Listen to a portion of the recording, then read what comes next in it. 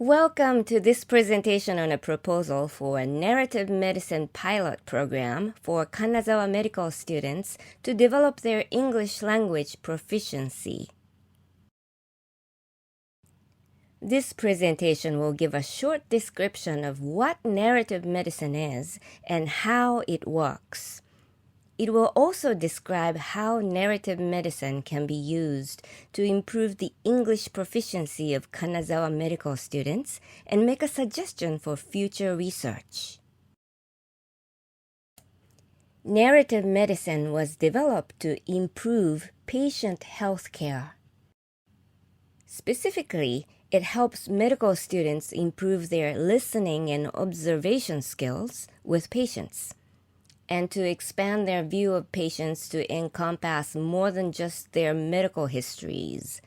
We do this by using literature, art, and music to generate a discussion in which we respectfully listen to the thoughts and opinions of others. The goal of this pilot program is to use narrative medicine methods in another way, that is, to practice reading, speaking, listening, and writing in English. The following is a very short explanation of how narrative medicine works.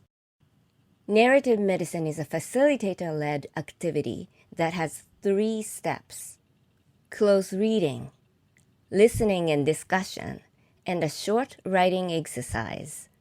Typically, narrative medicine workshops are conducted with 8 to 10 students. This program would be conducted online via Zoom. In narrative medicine, we use short written texts, for example, a poem or story excerpt, to generate a discussion. We also use graphic arts and music. Close reading involves making notes on what the participants are reading, seeing, and hearing.